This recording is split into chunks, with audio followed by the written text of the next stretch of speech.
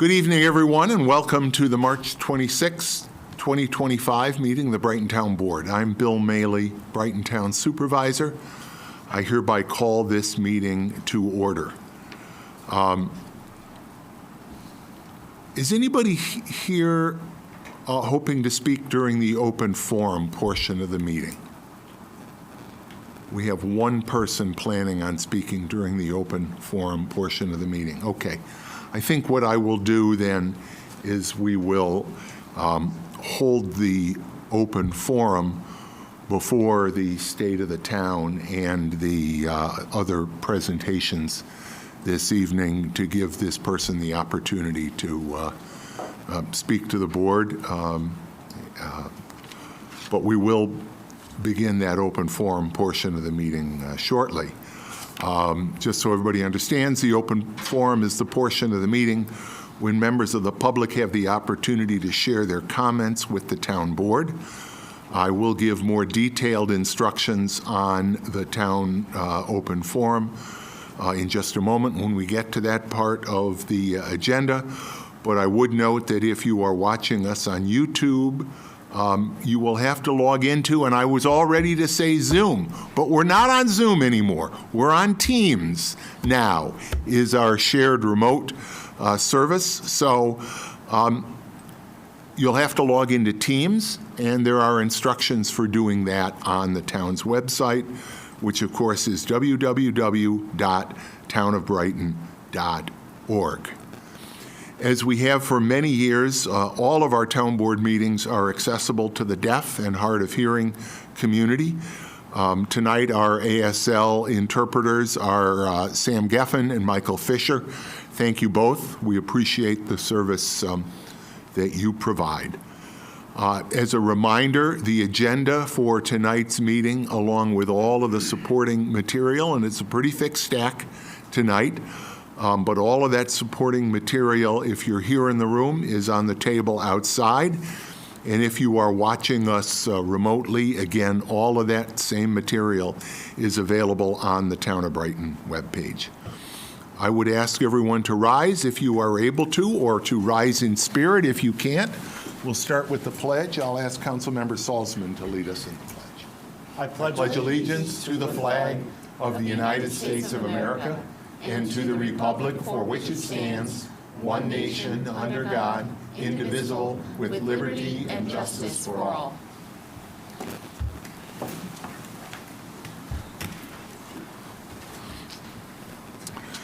Okay, and again, as I indicated, we're going to, with everyone's consent, we're going to switch the agenda around so we do the open forum before the state of the town and other presentations.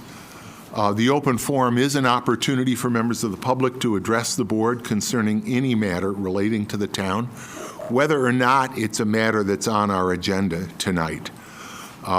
If you are here for the one public hearing we have tonight, it's a public hearing on a sewer district extension. I would encourage you to wait until that public hearing has been called so that your comments will be included in the record of the hearing. If you're here in person and you would like to speak during the open forum, when I finish these instructions, please raise your hand. When I call on you, please come up to the podium to speak. If you are participating remotely on Teams, and you wish to speak during the open forum, there are instructions for how to raise your hand in Teams on the web page, but you'll be admitted, unmuted, and have the opportunity to speak when you're called on remotely.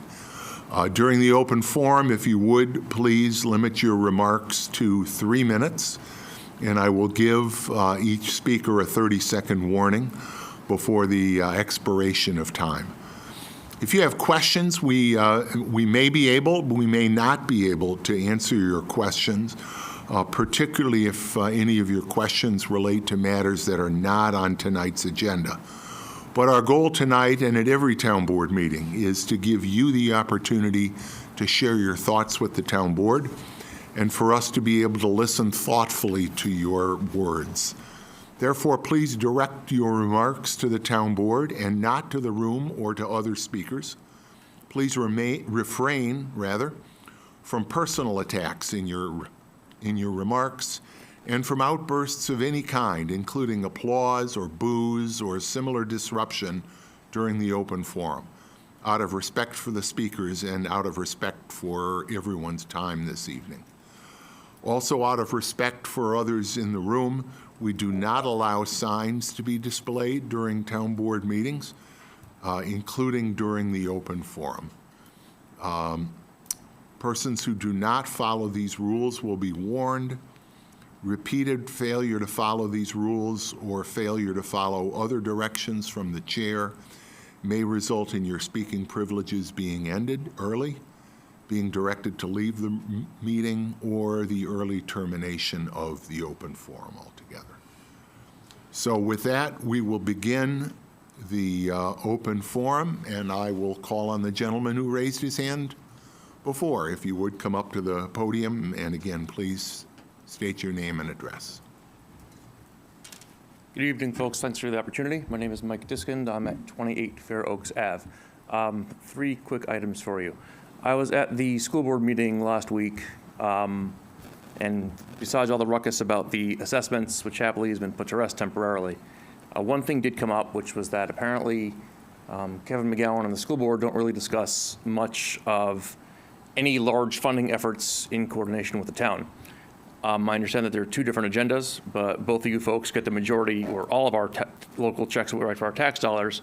So it might be a thought to perhaps coordinate larger projects, not to coincide with one another, like perhaps the town hall and, spending $15 million there with the 5% increase in taxes with the school board when they're doing large raises. Just something to think about in the future. I was frankly shocked that apparently there are informal conversations, but nothing's ever really put on paper or discussed or coordinated. That's 1. 2, taking Elmwood Ave and at this point now Brighton Header Town Line Road and lengthening it down to 1 lane in each direction, particularly in rush hour, has been a unmitigated disaster. There's not a single person that I've spoken to about the issue that does not agree with me on this. Commute times have been way lengthened out. I believe the project went into effect, it was completed roughly July or so. I can count on a single hand the amount of bikes that I've seen going up and down and using those bike lanes. As a result of that, I've also definitely noticed an increase in my subdivision in Roselawn of people cutting through. And frankly, I'm one of them, because if you catch the wrong lights, you cannot get from, if you're going from Strong typically to 590, it's almost impossible to make your way down without spending 20 or 30 minutes. It was not this way previously. I would also note that once you hit the city line at Goodman, it lengthens into 2 lanes. Things get a little easier. There are a lot of stoplights over there, but it definitely gets easier to go through. And once Strong finishes their construction, that'll make that a little bit easier as well. I would hope the town board would reconsider going back to 2 lanes, especially seeing the dearth of bikes that are actually using the lanes. I'll also note that while it may not be optimal, the town did go ahead and widen the sidewalks, which is a great thing. And if bikes really were that much of an issue, I would kindly people perhaps ride on the sidewalks, because there are very few pedestrians during rush hour as well. Thanks for your time. Thanks, Mr. Diskin. I appreciate you coming. Let me just, and feel free to sit, yeah, because I do want to just touch briefly on both of your points.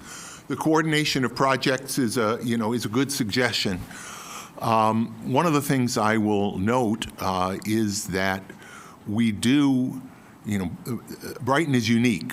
Parts of Brighton are in 5 different school districts. 2 of the largest ones, of course, the Brighton Central School District, which is the core of Central Brighton, the 14618 zip code and some other areas. The Rush Henrietta School District, which serves most of West Brighton. Both of those school districts do each year hold meetings between the school board and their administration and the town board. And in particular, the Brighton meeting also invites other community leaders to be a part of it. I mention this partly because last night actually was that meeting with the Rush Henrietta School District. Unfortunately, there was a conflict with another town event that evening, but Councilmember Warner, who is out ill tonight, and I were at that meeting with the Rush Henrietta District. And in the past, that has been an opportunity to discuss projects that district may have. I also meet periodically with the superintendent or the assistant superintendent for finance matters to discuss projects that we have here in town that might either have an impact on their tax base or on their enrollment levels. Are there formal, meetings on an ongoing basis? Other than that meeting, no, but certainly, particularly in the case of Brighton, we do have informal discussions about a range of topics, such as, the availability of facilities. We hold the farmers market out there in the high school parking lot.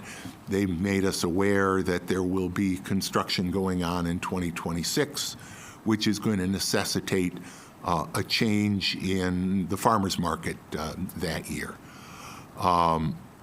So there certainly are some communications there between those two districts. In terms of the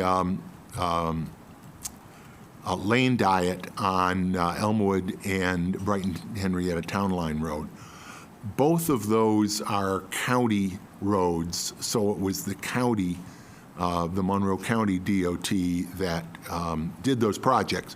But I will say that the town of Brighton supported them. It supported them for a number of reasons. They're really there for more than just facilitating bicycle travel. I'm with you. I'd love to see more people riding, and I think over time there will. I think people will get you. It was impossible to ride, at least from my perspective, on Elmwood before that project. But that's not the only reason. The other reason, frankly, is traffic calming. The concern was, as a 4-lane, and I live at the corner of one of those cross streets and on Elmwood, so you see that the cars would, lane changes back and forth, and speeding. So it becomes a question, which is a better outcome? Somewhat slower traffic, but less speeding, less interference from cars going back and forth between lanes, or the 4-lane configuration as it was before. I know the county will be continuing to look at that. I have not, and particularly now that we've moved over here, I do have occasion to drive more at rush hour. Honestly, don't see too much of an impact. Traffic may be a little bit slower, but I haven't seen it dramatically reduce speed. I know at 5 o'clock, and as school lets out, it can get a little bit slower, but it is a trade-off. But I will say again, to be clear, it is a project that we supported because we believe, and it'll be a while before we get traffic data over a period of time, but I think it'll make the roads safer, and it will certainly calm traffic. But thank you for your comments. I appreciate it. Is there anyone else that would like to address the board during the open forum tonight? I don't see any hands raised here in the room, and I don't see any hands raised on Teams. So with that, having done the open forum first, I will move to the State of the Town address. And I thank everybody for being here tonight for our State of the Town address. Anybody who knows me knows I'm proud of this community. and all the many things that make Brighton special.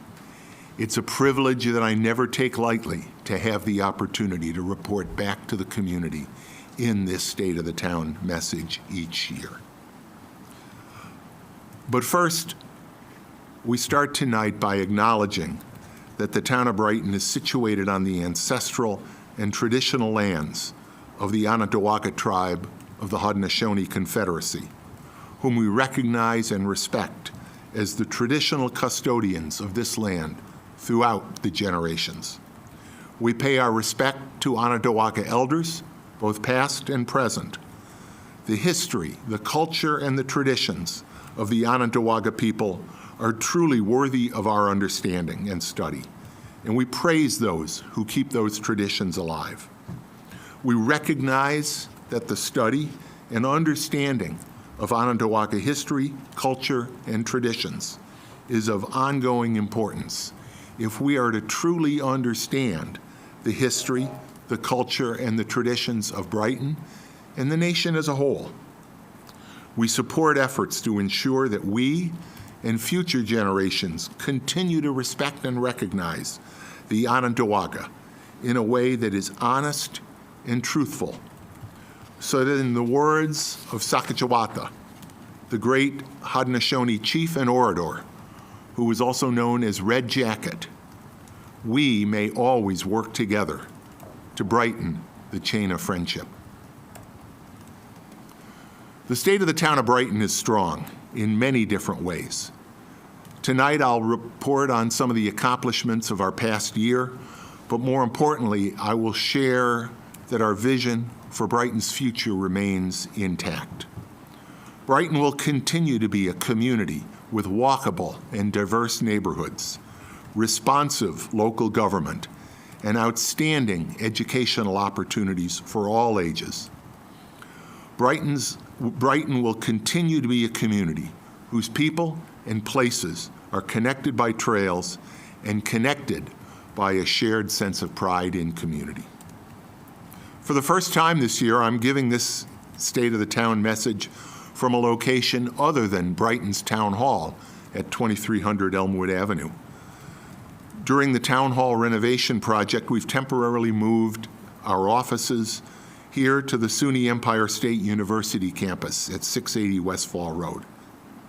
I'm very pleased that we've had the opportunity to work with the Empire State University team during our relocation, both their team here as well as the team in Saratoga Springs. And I'm also grateful for all the extra work that our employees put into making the move. Why have we made this move? Why have we temporarily moved here to Empire State University? Back in the early stages of the COVID pandemic, there was a great deal of discussion of building ventilation and air filtration. Town Hall was completed in 1953, and the HEPA air filters had been invented for military use, but had not generally been incorporated into commercial building HVAC systems at that time.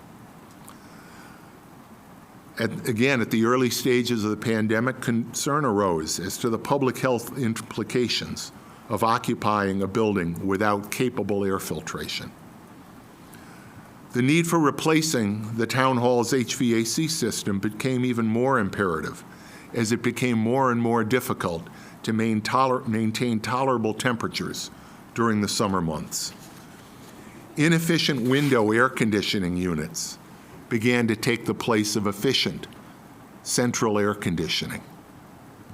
After considerable planning and evaluation of alternatives, the town board chose to replace the obsolete HVAC system with a new and environmentally sustainable ground source heat pump or geothermal system, and to make other improvements to the town hall building, including improving accessibility to the building by adding ramps to the front entrance, improving building security, technology, and a number of other building enhancements, as well as an addition to the rear of the building for our facilities department.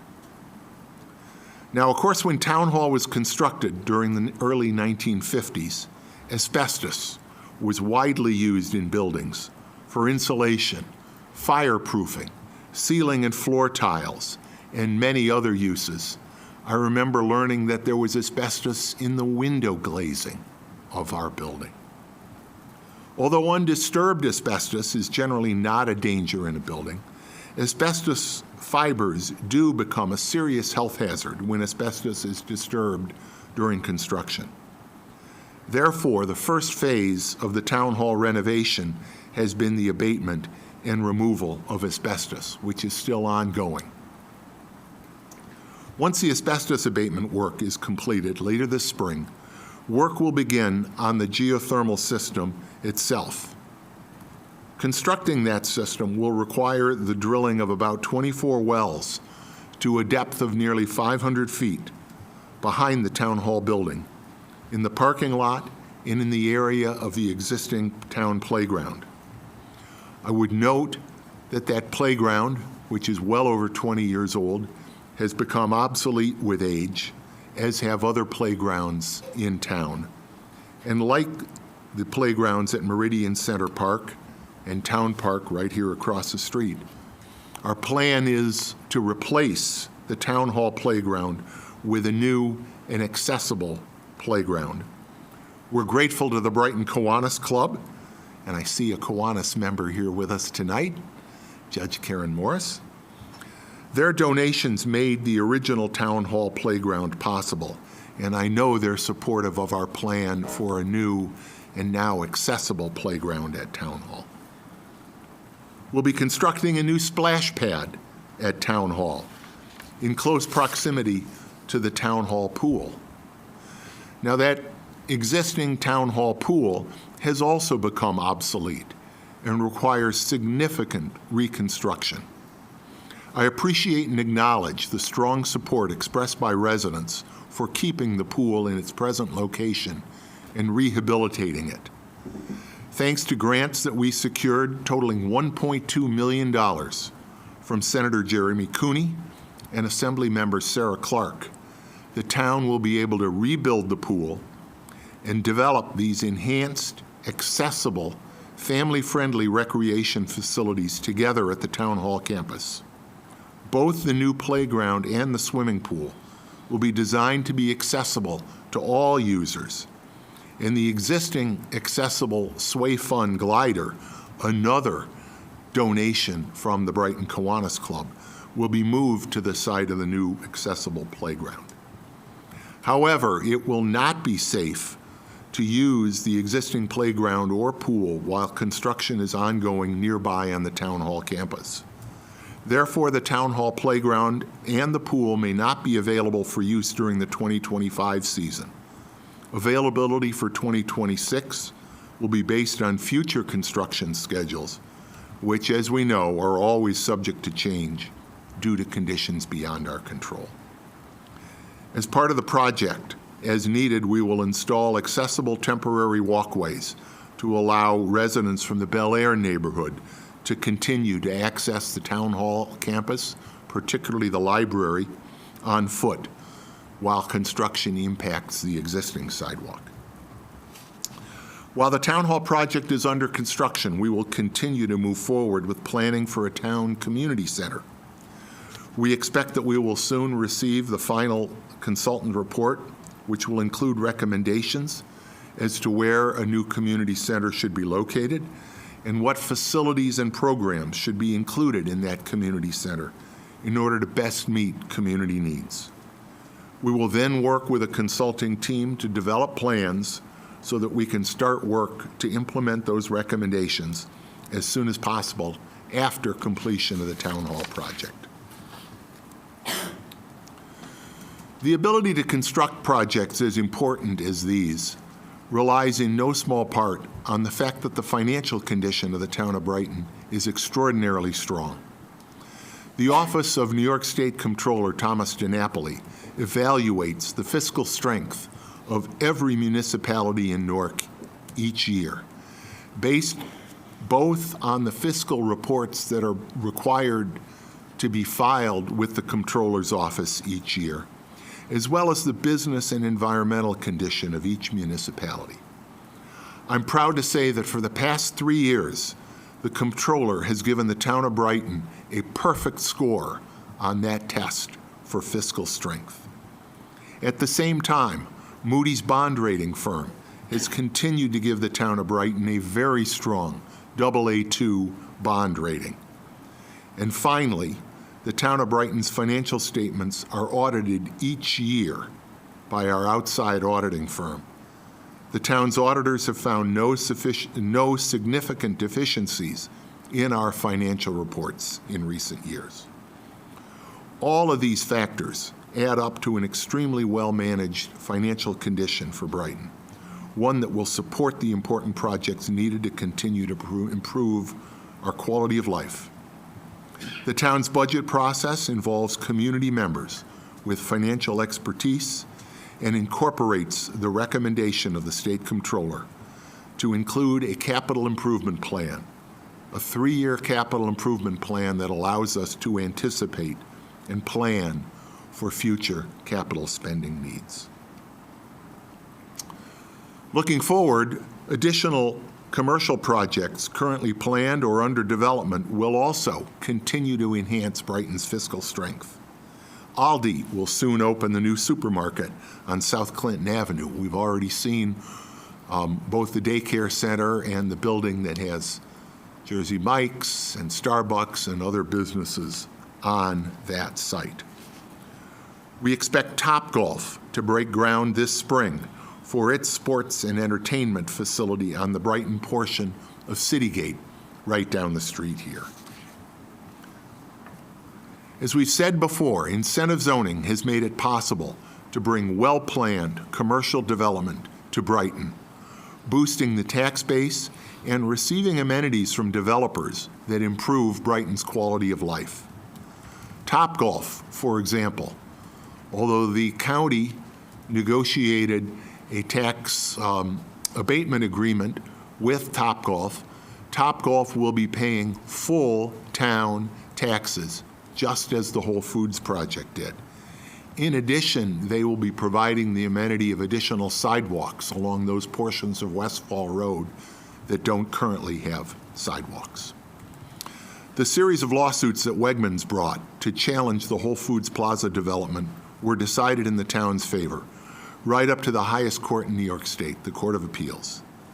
Those decisions not only confirmed the validity of New York State's incentive zoning law, but also that the town of Brighton used that law and the town's own incentive zoning code correctly, legally, in reviewing and ultimately approving the Whole Foods Plaza project and the many other projects that have provided benefits to the community through incentive zoning.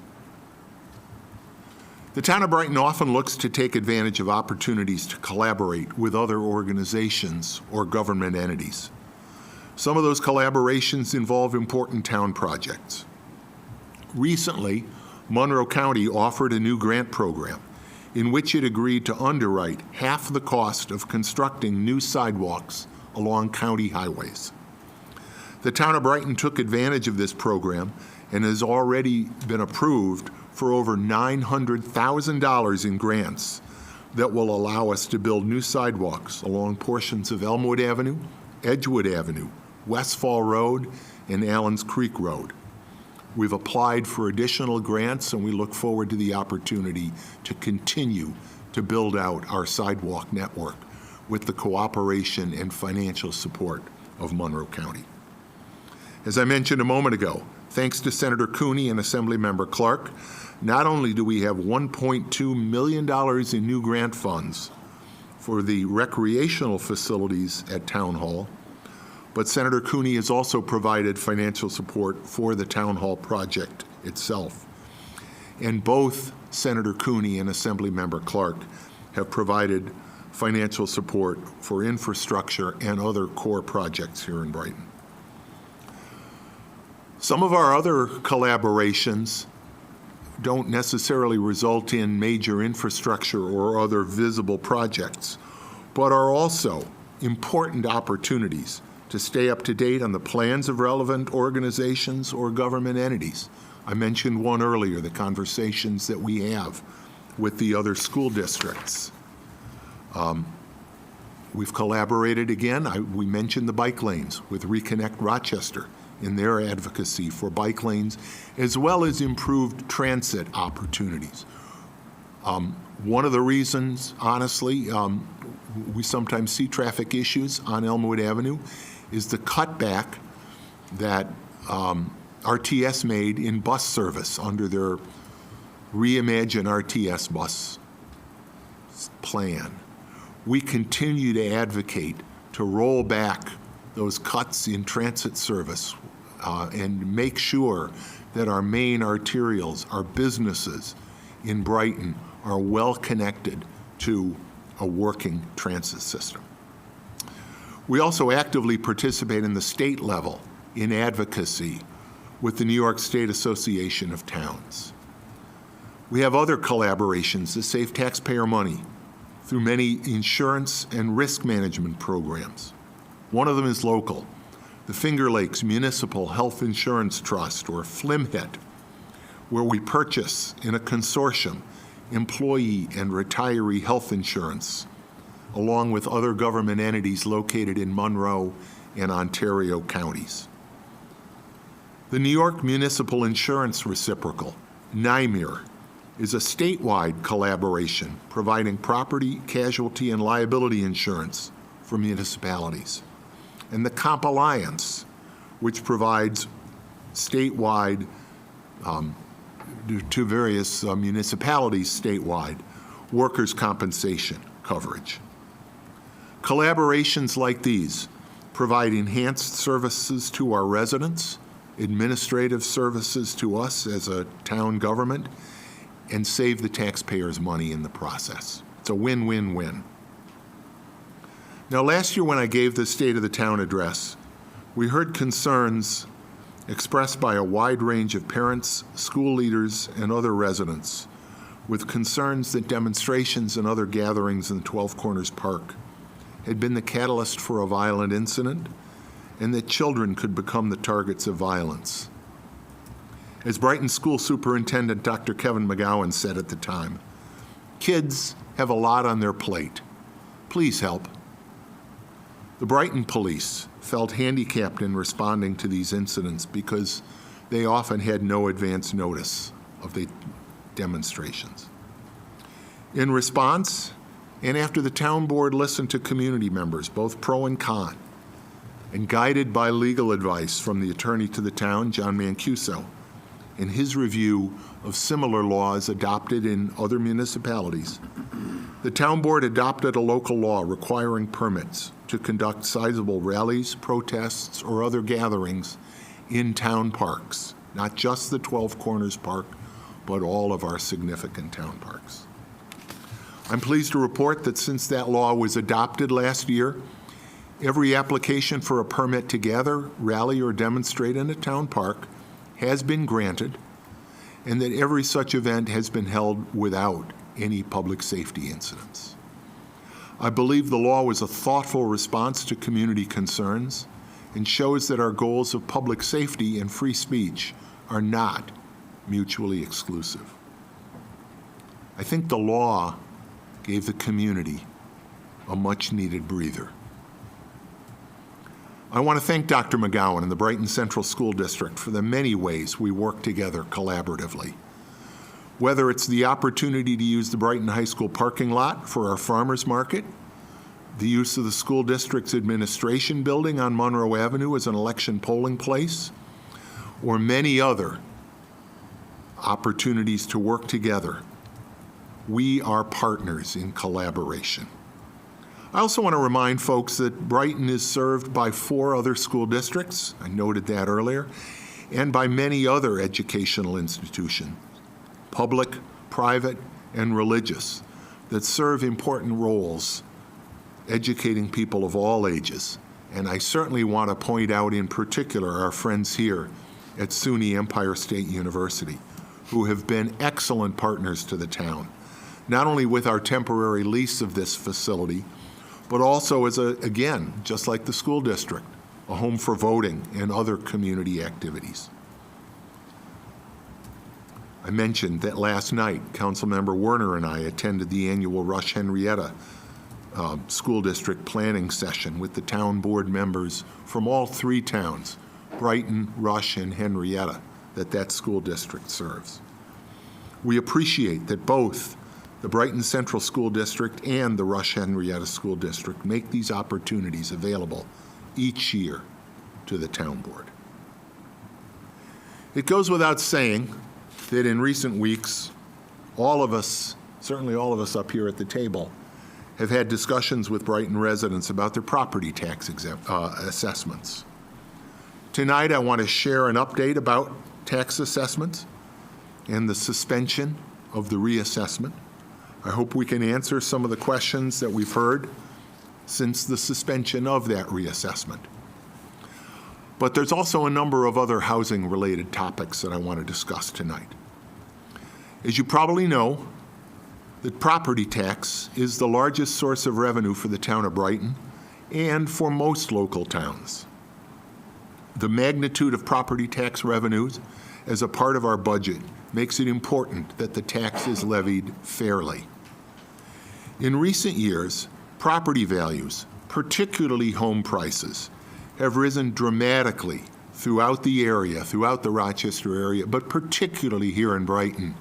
You'll recall that in 2022, the website Realtor.com named the 14618 zip code the hottest zip code in America. Why has that been happening? I think there's a number of reasons. There's been an imbalance of supply and demand in the housing market. Brighton is a popular destination for people coming to the Rochester area, looking for good schools, convenient location, a diverse community, and strong quality of life, creating high demand for homes in Brighton. On the other side, for the past several years, there's been a very limited supply of homes listed on the market for sale, partly because people do want to live in Brighton and stay here, but also because the rise in interest rates has been a disincentive for current homeowners to sell their homes and lose the advantage of existing mortgages on their homes that may have interest rates as low as 3%. This has led to high demand but nearly no supply of homes, which is translated into almost an auction-style housing market with rapidly rising prices. Because assessments cannot keep up with such a rapidly rising real estate market, that undermines the goal of treating all taxpayers fairly, and therefore the town decided last year to conduct a reassessment. Because the price of homes has risen so quickly in Brighton, when we sent out the initial assessment impact notices earlier this year, we received an unexpectedly high number of requests for informal reviews of the initial assessment notifications. We received far more requests for those informal reviews than our assessment team could handle in person, which meant that if we had proceeded with the reassessment, hundreds of people would have had informal reviews without the benefit of face-to-face sessions with the assessor or her staff. The primary goal, as I mentioned a moment ago, of the reassessment was to ensure fairness to all taxpayers. And we were concerned with at least the perception, if not the reality, that people who did not get a face-to-face informal review with the assessor or his staff might feel they had not been given a full and fair opportunity to make their case. Knowing that, and knowing that for some reason a number of homeowners did not receive their notices in the mail in time, we chose last week to suspend the reassessment. Now, at present, we've not made a decision as to when we will conduct a future reassessment, but we will make every effort to do so on a schedule that allows every homeowner that wants an informal review in person to have one. So looking forward for 2025, your assessment should remain substantially the same as it was on the final 2024 assessment roll. And by the way, that 2024 assessment roll is available for review now on the town assessor's webpage. That is subject to increases for certain homeowners those in particular who made improvements to their homes, like additions, pools, decks, your assessment may well change based on those improvements. Now, the timetable going forward is that you will receive your tentative assessment, again, the one that should track very closely, except for property improvements, your 2024 assessment roll, on or about May 1st. And starting on May 1st and running through 8 p.m. on May 27th, you can schedule an opportunity to have what's called a grievance heard on your assessment. Again, remembering that for most homeowners, that assessment is going to be the same or substantially the same as it was in 2024. Grievance hearings will be scheduled with the Board of Assessment Review starting on May 27th and running through July 1st. But again, you can schedule your grievance hearing with the Board of Assessment Review starting May 1st. They will be heard starting on May 27th. So the rapid increase in home prices may seem like a mixed blessing for current homeowners. Your home is worth more, but that, for some, may lead to increased property taxes. But just as importantly, maybe more importantly, the rapid increase in home prices has made it much more difficult for first-time home buyers to purchase a home in Brighton. Many of these unsuccessful home buyers must continue to rent in Brighton, and that impacts the supply of rental properties, making it more difficult also to find reasonably priced rental properties in Brighton. I'm happy to report, though, that we are in a position to make, I think, a great deal of progress in increasing the supply of homes for home buyers, as well as the supply of affordable rental properties. Last year, the town board approved a proposal to construct approximately 120 affordable rental units on approximately 11 acres of land next to the Brickstone Senior Community on Elmwood Avenue, right along the city line. That land was part of the former State Psychiatric Center property, of course, the property that you know with the Terrence Building tower. That tower and the rest of the Psych Center parcel is located in the city of Rochester. Also last year, the reserve along the Erie Canal in Brighton was sold by the estate of Anthony Costello, the original developer of the reserve, and as a result, construction has resumed on that site, and new houses are available. Work has also begun on an expansion of housing at Jewish Senior Life. Each of these projects was approved by the town board using incentive zoning, which means additional benefits to the town above and beyond any tax revenues and expansion of housing supply here in the town. Perhaps most importantly, as it relates to housing, the town of Brighton has been certified as a pro-housing community under a program initiated by Governor Kathy Hochul, which recognizes communities that are committed to support the construction of new housing units. We'll be receiving and filing a letter notifying us as our status as a pro-housing community, but that certification will also assist the town as it applies for new state grant programs. Speaking of Governor Hochul, she came to Rochester recently to announce a new incentive that would restrict the ability of private equity home buyers, entities made up of wealthy, leveraged investors who have large pools of cash and can make cash offers on homes, buying homes listed for sale before individual home buyers have an opportunity to view them and consider purchasing them. These private equity buyers make all cash offers for homes, often starter homes, and they may then convert them into rental properties, further limiting the supply of houses available for purchase. Under Governor Hochul's proposal, these private equity purchasers would be prohibited from making purchase offers on homes for the first 75 days after a home is listed. In a market where demand already exceeds supply, measures like this will at least level the playing field for traditional buyers, making it possible for first-time home buyers to fully and fairly participate in the market. I support this proposal, and I was pleased to sign a letter of support and to attend the event at which she announced this proposal.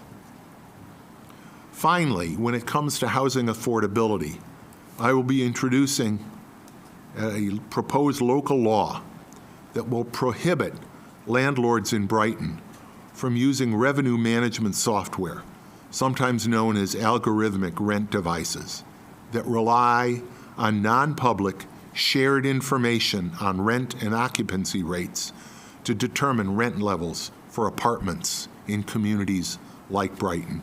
You're seeing these laws in a number of areas, particularly in California. At a time when affordable rentals are at a premium, landlords should not be allowed to secretly collude to share information and maximize rent rolls to the disadvantage of tenants. Last night, Brighton held the third of its three-part March Tuesday Town Talk DEI series of roundtable discussions. The three roundtables started with a Women's History Month discussion entitled Her Seat at the Table. The second discussion addressed issues relating to the LGBTQIA+ community and specifically to the transgender community, while last night's discussion focused on people with disabilities. With programs like these and a wide range of other activities, Brighton continues to take the lead in diversity, equity, and inclusion. No other town in upstate New York has a chief diversity officer, and our volunteer idea board, the Inclusion, Diversity, and Equity Advisory Board, meets regularly to address issues of diversity, equity, and inclusion in our community. The Tuesday Town Talks are just some of the wide range of public DEI activities we hold, including events recognizing holidays, such as Martin Luther King Day, Pride, Black History Month. We are the only local town, I believe, still, to have ASL interpreters at all town board meetings and at many other community events sponsored by the town. We're the only town that marches as a team. Our employees march together in the Pride Parade. At a time when the current administration in Washington is trying to force a retreat from DEI work, in Brighton, we know how important it is to include all members of our community, regardless of race, ethnic or religious background, gender and gender identity, disability, and all the factors that make up who we are as individuals and as community members.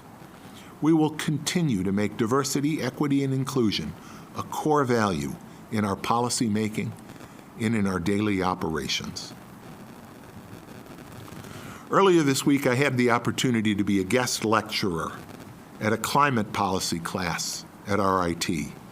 It's a class that's team taught by a group of professors, all of whom live here in Brighton.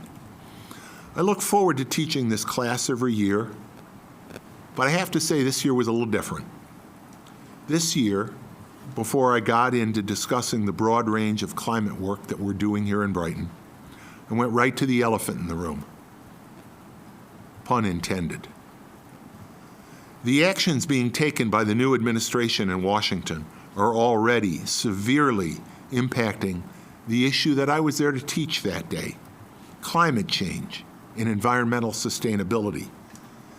As the new administration seeks to abolish the EPA and eliminate a raft of regulations that are designed to stem climate change.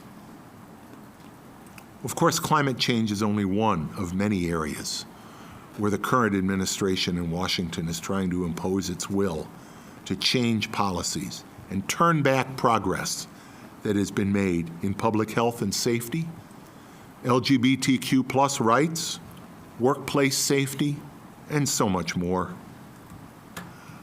I saw the students' note-taking becoming furious as I continued to discuss the impacts of the actions of the new administration, not only on climate policy, but also on these other areas of concern.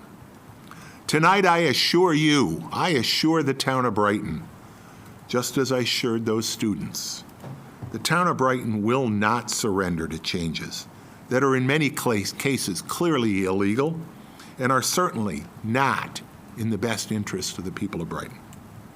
We will continue to follow policies that implement the sustainability recommendations contained in our comprehensive plan, Envision Brighton 2028, which was funded by a grant from the state's Cleaner, Greener Communities program. Climate change is real. Carbon emissions exacerbate climate change, and we will continue to adopt policies that reduce our carbon footprint, especially because many of them also provide additional clear benefits to residents of Brighton. The town of Brighton will continue to advance diversity, equity, and inclusion, to reflect and celebrate the diversity of our Brighton community as a whole. The Brighton Police Department does not and will not assist ICE agents in warrantless immigration seizures, and we will continue to join with those who challenge executive orders and other acts that overreach and harm our neighbors. We will continue these policies. We will continue our priorities. We will not let those RIT students down, and we will not let the members of the Brighton community down. It would take too long for me to acknowledge each of our town staff members individually, but as I said before, this year, with the move to our new location and with the challenges of dealing with the unprecedented conflict brought by the changes in federal government, the past year has brought many new changes, and I can't say enough about the men and women that work for the town of Brighton. The same is true for our volunteer members of our community boards, like the Planning Board, the Zoning Board of Appeals, Board of Assessment Review, and others that give of their time and expertise so generously, and in some cases, to more than one of our volunteer community boards. Our two elected judges are with us here tonight, Judge John Falk and Judge Vic Vilkew. Thank you, judges. Brighton has been known for many years to have some of the most dedicated and well-regarded judges in our town court, and that is certainly true when it comes to Judge Falk and Judge Vilkew. Thank you both for your commitment to the justice system. We have our first responders, Brighton Fire Chief Steve McAdam, Brighton Police Chief Dave Cathaldi. We thank you. Safety, public safety, is such a vital concern for all of us in our community. No one does it better than the Brighton Fire Department and the Brighton Police Department. Thank you both so much. Town Clerk Dan Amon. Dan was first elected as clerk the same time I was elected as supervisor. But Dan serves as so much more than just a record-keeping clerk. Dan answers questions of every kind from members of the public. His office issues a wide range of licenses and permits. Thank you for all of that and for so much more that I can't even begin to count. You're doing it all. I always say if someone doesn't know the answer, go to Dan's office. He will, and we appreciate that. Thank you as well to my colleagues on the town board, including, as I mentioned, Councilmember Chris Werner, who couldn't be with us tonight. You are the face of local government in Brighton. You're out there at events, activities, talking and listening with the community, and your efforts reflect on all of us. I started this message tonight with an acknowledgement of people who lived in this place centuries ago.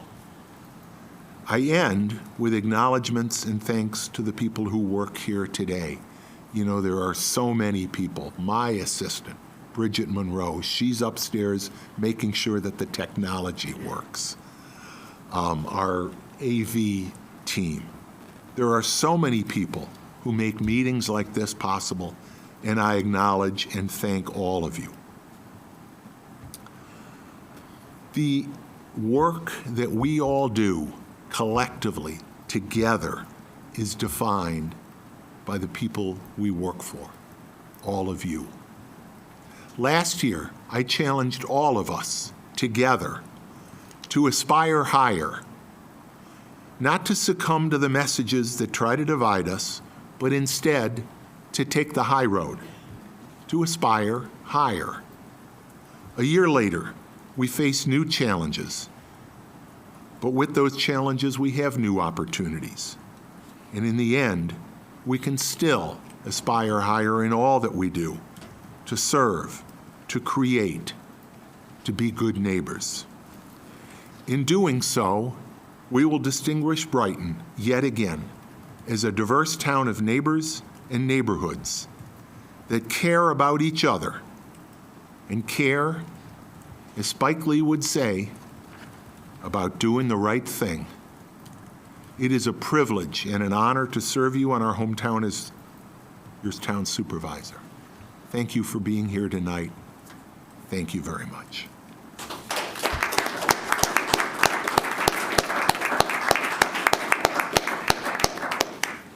Thank you. Next, we have a presentation.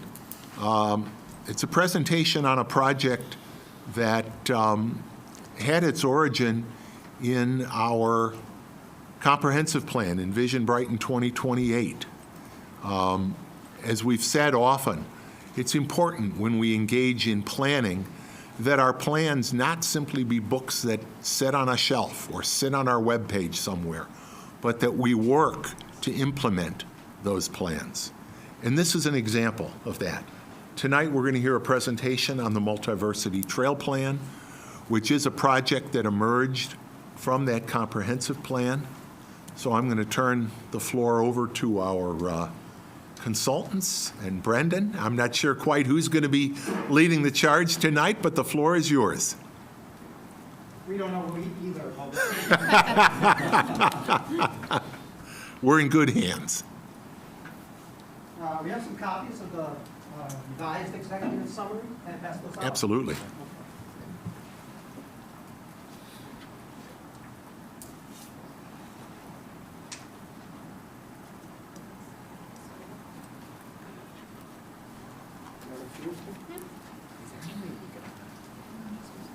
Can you get these guys first, and then whatever you left, I'll spread out.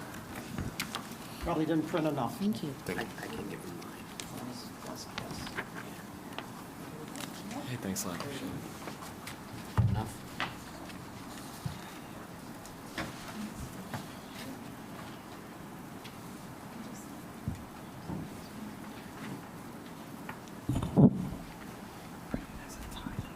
Do you want us to talk? Yeah, go for it. Okay. Sure. And if you would stay by the podium so the How's viewing the sound? audience can hear you. Sound pretty good? Okay, Yes. beautiful. Don't stand behind me. That makes me feel weird. So I'm Tom Robinson. This is Hannah Quigley. We're from Collier's Engineering and Design, which was formerly Bergman Associates. So some of you may remember that name. But as Bill mentioned, we've been working on this project. This particular project started in January of 2024. So we've been on it a little bit over a year. But it goes back, the genesis of it goes back much further than that.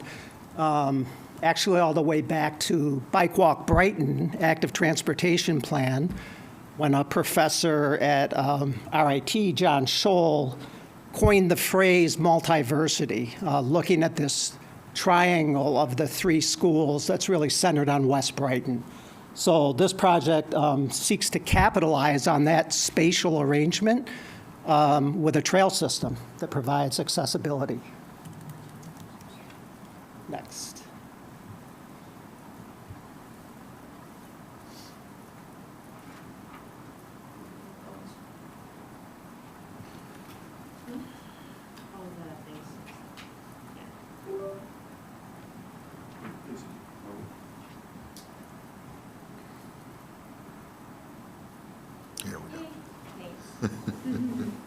Next slide. So this shows the town of Brighton, and that dark blue triangle in the middle connects the University of Rochester to Monroe Community College to the Rochester Institute of Technology. The legs of the triangle are all less than 3 miles, so it's on flat terrain. So you have a lot of accessibility and connectivity already existing. And there's actually existing trails out there, the Lehigh Valley Trail and the Empire State Trail, as well as some of the on-road improvements that are surfacing.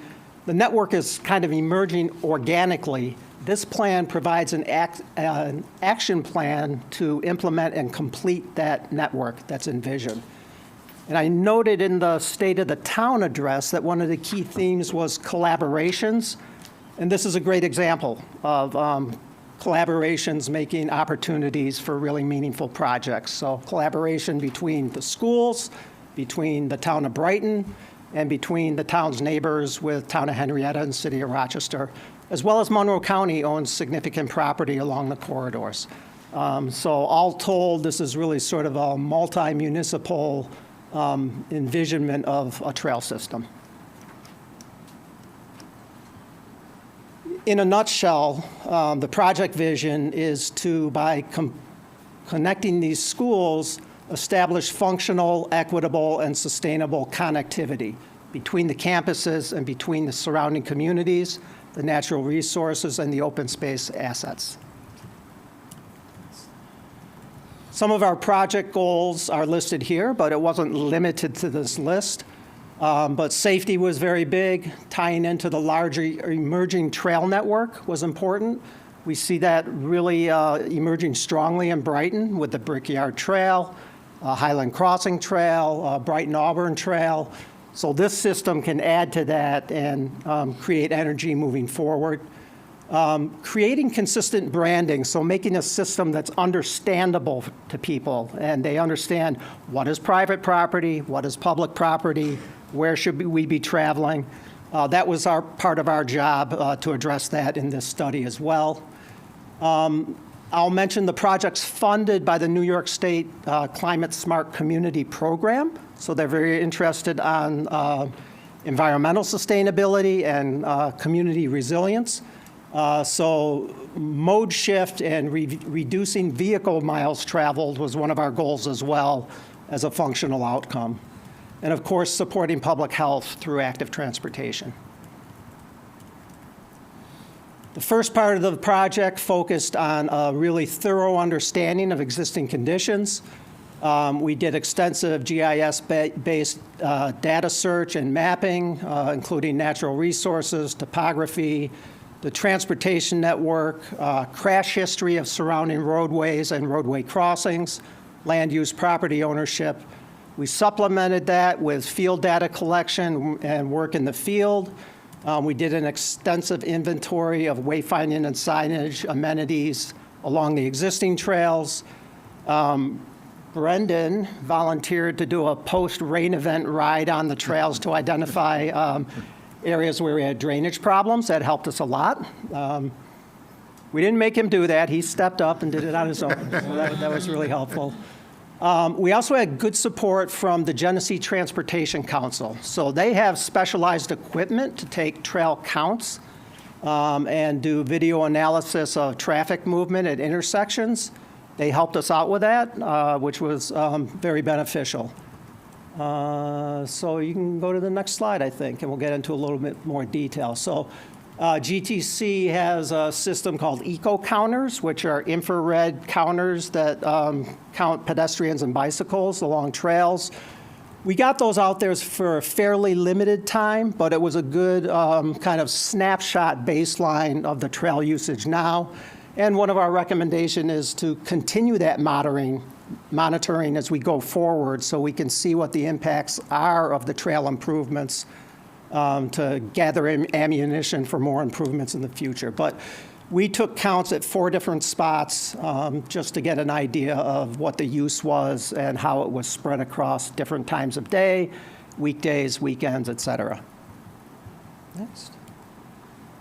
And that data was combined with input we got from the public. So the other half of the information gathering was the experiential and citizen input, and Hannah's going to talk about how we went after that. Great. Yeah, thanks, Tom. So we had multiple layers to our project oversight to make sure, as Tom mentioned, we were engaging our collaborative groups, our key partner organizations in the community, and then also members of the public.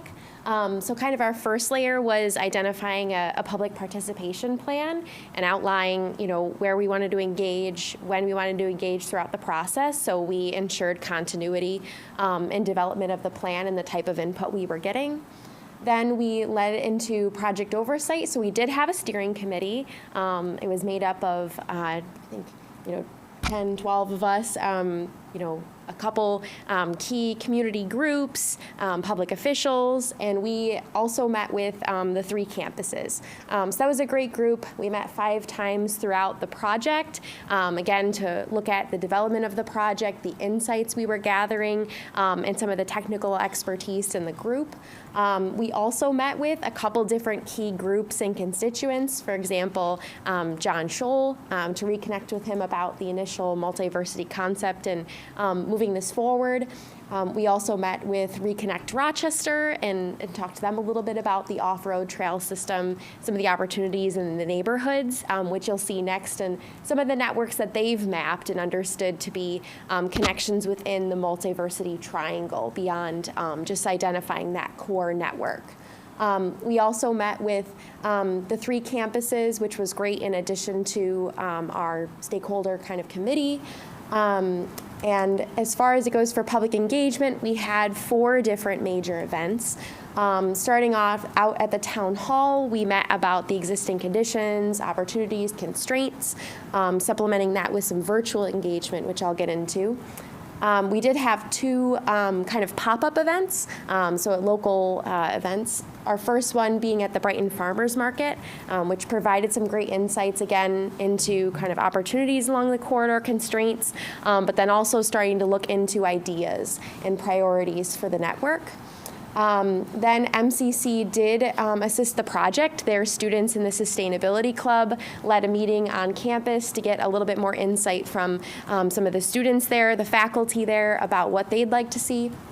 And then lastly, we recently were at the West Side Community Forum and were able to share some of the recommendations of the plan, overview. So it was great to kind of get out to different areas of Brighton and engage, really a full range of residents throughout the town. So our virtual engagement supplemented some of these in-person activities, allow a little bit more access and information gathering for the project. So we did have a project website throughout the entirety of the process, which hosted an online survey. We ended up having a little over 160 different survey responses. Those ranged, again, from opportunities, needs, usage of the trails, kind of barriers, constraints. We saw some continuity between walking and bicycling in the project area as to what are major barriers right now. So those include safety, one of them being with respect to motor vehicle traffic. Travel time, as Tom mentioned, there's 3 miles between each of these points. So, thinking about students living along the network, the neighborhoods living along the network, and where you want to be, we did take that into account.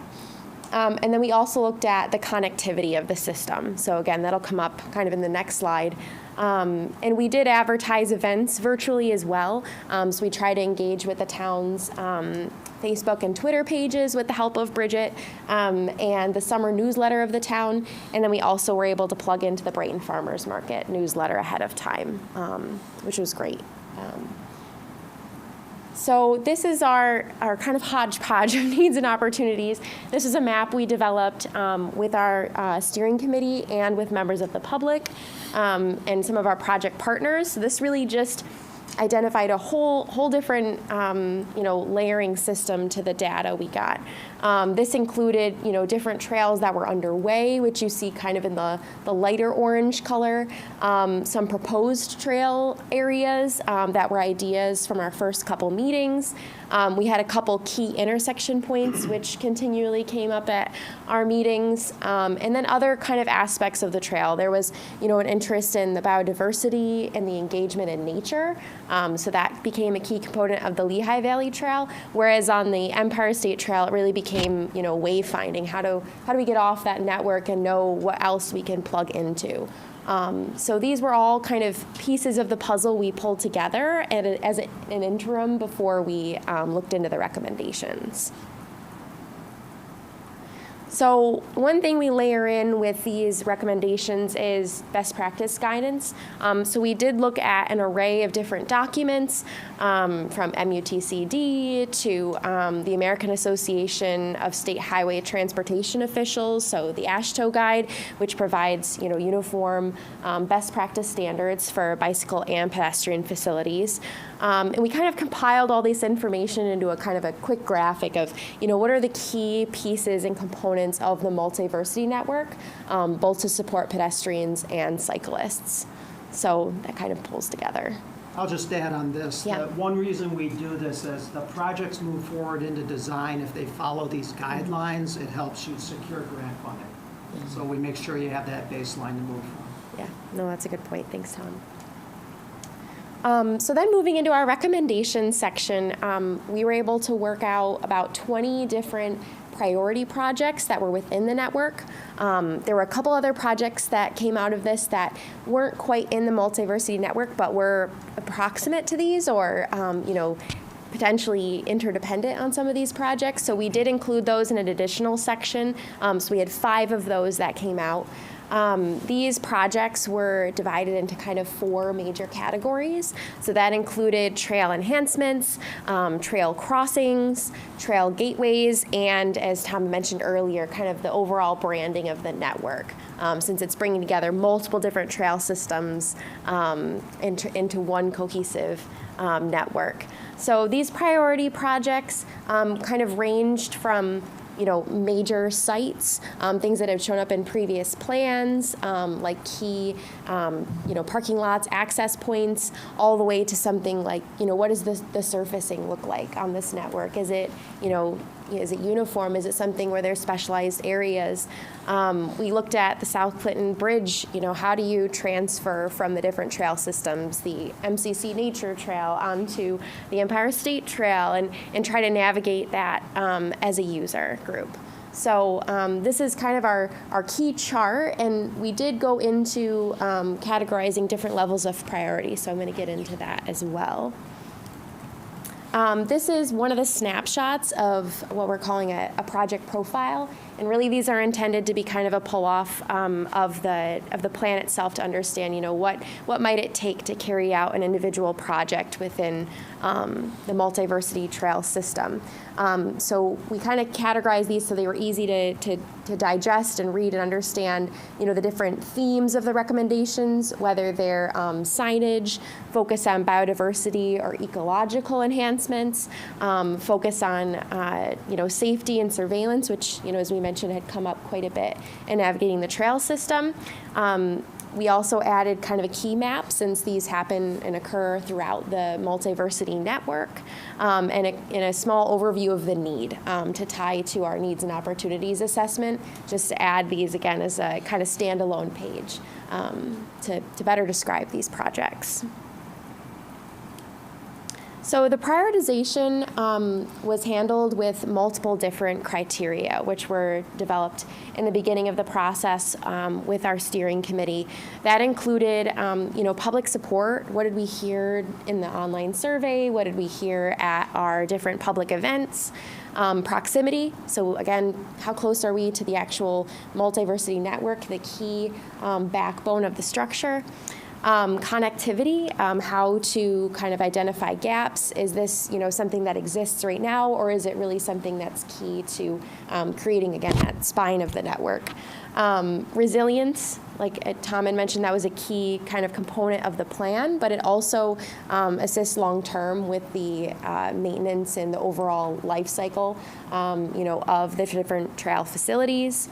Safety improvements, the cost of, operations and maintenance, the life cycle cost, and the construction cost of the project. So each of the projects that were highlighted in this plan did have an estimated cost for full construction. So we pulled that together into a matrix, and generally the green being kind of our items that, highly supported that design criteria. Yellow, somewhat red really didn't meet that design criteria. And that started to shape up where the projects shook into like a high and a medium and a low priority for implementation. And all of that was informed by the project advisory committee as well, because this is an art as much as a science in terms of sort of what do you want to do first. But this just gives you a starting point to move forward from. So, in addition to that, there were other items that, kept coming up could continue to build this network. We know how hard the town has worked to build, its community from, Allen's Creek Sustainability Plan in 2010 to 2023 Climate Action Plan. This is just one of that, part of the sequence of different initiatives that the town's undertaken to support, planning, designing in the community with resiliency and sustainability. So a couple of these items are, identifying potential funding sources to implement these projects, establishing potentially a coalition to oversee the system. Again, there's many partners, stakeholders, property owners. So identifying a way to keep this, as an ongoing, a living system. Looking into year-round trail maintenance and what that might look like with more activity. Continuing to work with the GTC, as Tom mentioned, to continue to collect user data, since this just provided really a snapshot in time. And then coordinating implementation with other initiatives throughout the town. And that pretty much sums up the plan at large, but we're here and willing to talk to you more about it if there's specific pieces you'd like clarity or questions on. Thank you all. One of the things I really like about the presentation, both the executive summary, this presentation, but the overall project, is the way you have divided it up into the 20, maybe plus 5 sub-projects. It's proverbially eating an elephant. How do you eat an elephant? One bite at a time. This is a massive project if we were to look at doing all of it. But you've given us the matrix to identify priority and cost, and I know that will help us moving forward. I mean, for example, the 2 crossings, East River Road crossing, way up at the top, the cost is low. Makes it easier to bite that bite.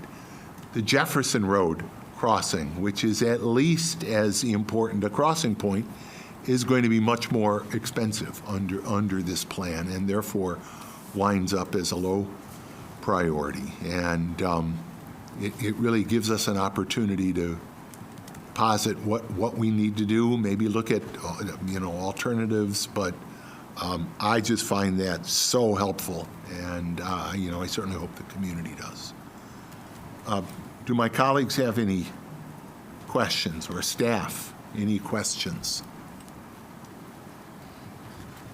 I'd like to primarily comment on, this has been a long time in so many people's heads, and to see it become more and more visible, and to know that we can get closer to implementing it, it's very exciting. We have to be, we're on the forefront in the region of building out our trail system, connecting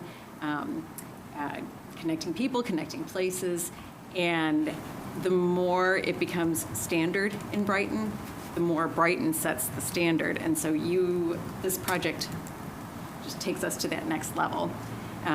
Fewer car trips, more trips on foot, more trips on 2 wheels will make us very resilient. Great. Thank you. I just wanted to add my appreciation to the team. I think it really demonstrates how we are working with all of the projects that we have put together, the Climate Action Plan, the Inclusion, Diversity, and Equity Action Plan. All of these plans are intersectional. And I love how that you've incorporated feedback from everywhere from the walk bike plan to the Motor Avenue charrette that we had, decades ago at this point, to create this vision. So thank you so much. Yeah, thank you for the opportunity. It's actually really fun to see that resilient Brighton timeline keep growing. You just keep adding to it, so it's great. Keep it up. Thank you. Yeah, thank you very much. Thank you.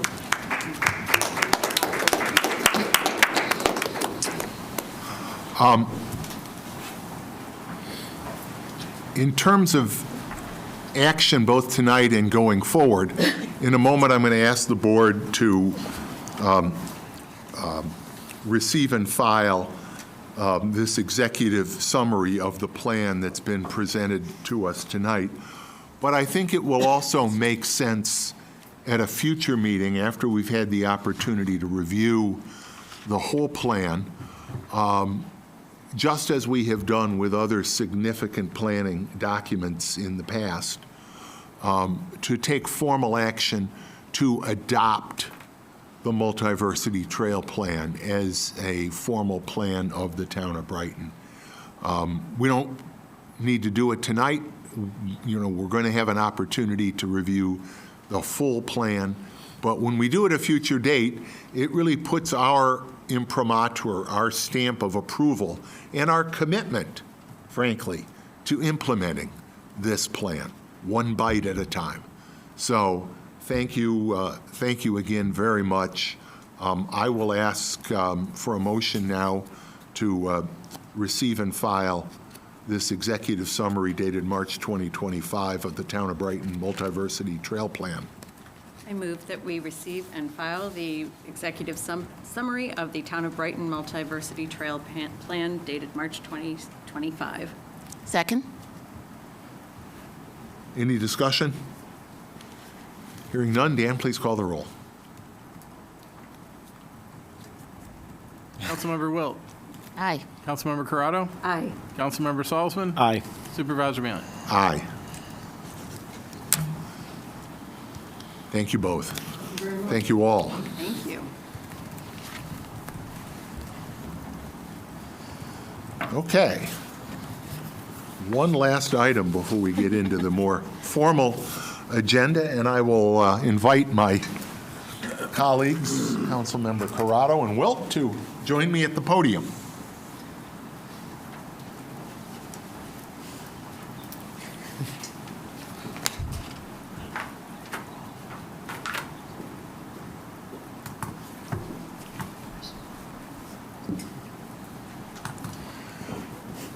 As I mentioned earlier, and as we all know, March is Women's History Month. And the theme this year, Moving Forward Together, Women Educating and Inspiring Generations. And tonight I'd like to present this proclamation. It's been signed by all of us that are here tonight, and we will take turns paragraph by paragraph reading the proclamation. Whereas the roots of Women's History Month can be traced to March 8th, 1837, when garment workers in New York City protested for equal rights and a 10-hour workday. 10-hour workday, that sounds pretty good. And Whereas the first Women's History Week was created by President Jimmy Carter in 1980 to underscore women's achievements and show support for the ill-fated Equal Rights Amendment, which proposed guaranteeing equal rights under the law and prohibiting discrimination based on sex. And Whereas Women's History Month was established in 1987 by President Ronald Reagan to commemorate and encourage the study, observance, and celebration of the vital role of women in American history. And whereas the theme of this year's celebration is Moving Forward Together, Women Educating and Inspiring Generations, recognizes the contributions of women in education, mentoring, and leadership, encouraging current and future generations to continue to fight for equality and equity. And whereas women have long realized that an uneven playing field will never bring equality or justice, and many courageous women have heeded the critical call to speak up and fight for fairness in our institutions and social interactions, especially now as women's basic rights have come under attack legislatively and judicially across the nation. And whereas our region is rich in women's history with trailblazers like Susan B. Anthony, Elizabeth Cady Stanton, and Harriet Tubman leading the way for other women who, generation after generation, pass on their accomplishments, hard-won rights, and vision for equity, diversity, and inclusion. now therefore be it proclaimed that I, William W. Maley, Brighton Town Supervisor, and members of our Brighton Town Council do hereby recognize March 2025 as Women's History Month in the town of Brighton, and we urge all residents to explore the history of women and support women in exercising self-determination.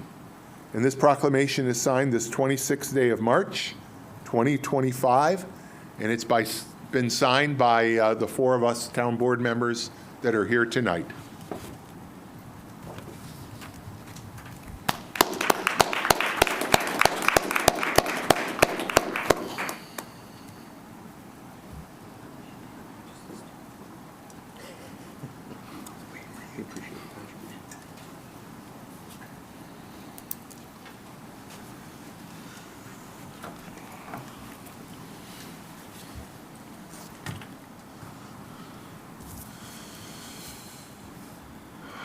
Okay.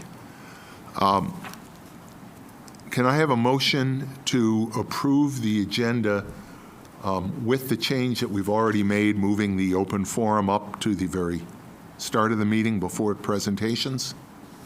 I move that we approve the agenda with the stated amendments. Second. Discussion? Hearing none, Dan, please call the roll. Councilmember Wilt?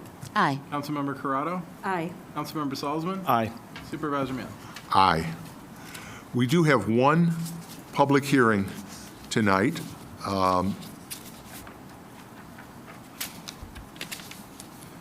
It's a public hearing on the establishment of Extension 112 to the Brighton Consolidated Sanitary Sewer District. It involves a single property.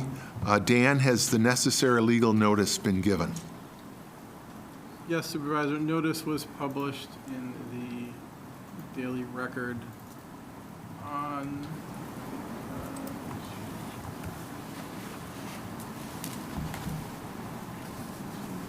March 12th. Thank you. Notice having been given, I declare this public hearing on the establishment of Extension 112 to the Brighton Consolidated Sanitary Sewer District to be open. As I mentioned, it's a one-property district extension, 57 Eldridge Drive. I'm not sure, Bill, or if anyone else has any specifics that they want to add. This parcel is being developed with a home, and Yeah, I don't have the details on that myself right now. it's all right with it. Back to you on that. We've got a thick packet here showing all of the necessary materials, including seeker, the short environmental assessment form. Is there anyone here in the audience that would like to address the board on this proposed sewer district extension? Brendan's here. Brendan, do you have anything to update us? I don't really have anything to add, but I'm happy to answer any questions, clarify anything. If Wonderful. Thanks. Again, is there anyone in the audience, or for that matter now online, on Teams, that would like to comment on the record for this public hearing? And no further comments from staff, then I declare this public hearing to be closed. Christine, if you would Yes. make the motion.